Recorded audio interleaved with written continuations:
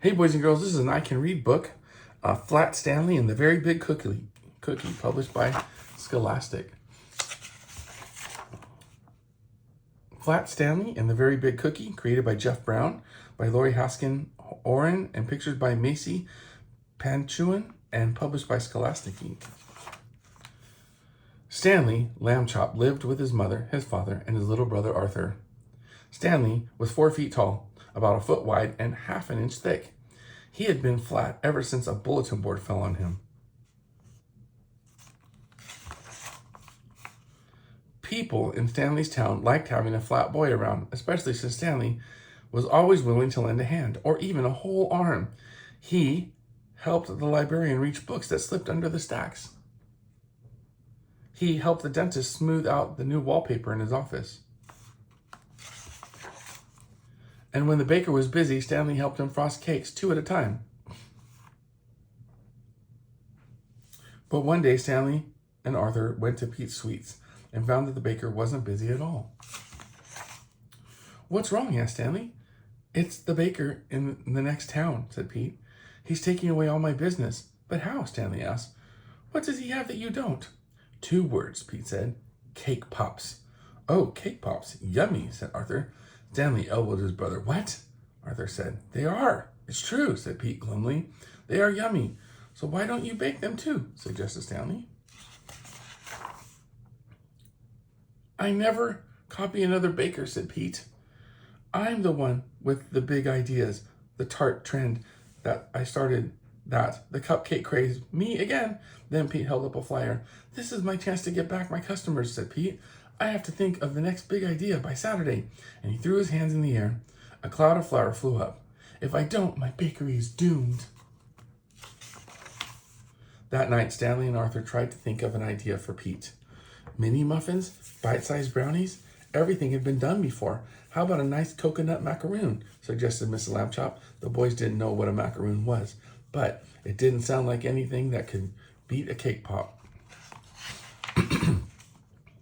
The next day was Friday. Stanley and Arthur stopped by the bakery after school. It was a mess. There was frosting everywhere. One whole table was covered with cookie dough. Candy balls rolled around on the floor. "Mr. Pete," called Stanley. "What's going on? Whoa!" Stanley slipped on a candy ball. His flat arms made a windmill.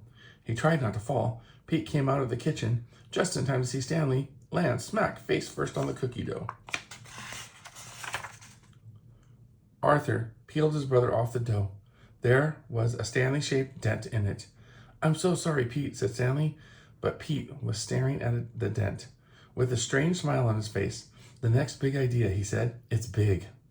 Pete started racing around the bakery. The boys didn't know exactly what his plan was, but they pitched in. Stanley and Arthur helped mix a giant batch of cookie dough. They rolled it out on the table.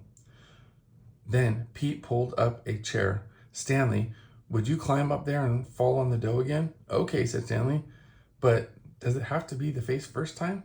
Pete grinned and shook his head. Stanley got up on the chair. He took a deep breath and fell backwards. "Perfect," said Pete. "Arthur, pull away the extra dough." Pete and Arthur pulled and pulled. Then they helped Stanley stand up. On the table lay a gingerbread boy. It was 4 feet tall, about a foot wide, and half an inch thick. "Just like you," Arthur told Stanley, "only good looking." The cookie looked even better when it was baked and decorated. "Wow," said Stanley, "this might sound weird, but I want to take a bite of my head." "Not now," said Pete. "We have 3 dozen kid-sized cookies to make." The next morning was the food fair. The Lamb Chops walked down the main street. "Look at that," said Mr. Lamb Chop. There was a huge crowd outside Pete's Sweets. They were waiting to buy kid-sized cookies. But there were 2 cookies that weren't for sale. "These are for you," said Pete. "Thanks for saving the day." "I always knew I had the sweetest boy in the world," said Mrs. Lamb Chop, and the boys groaned and took a bite.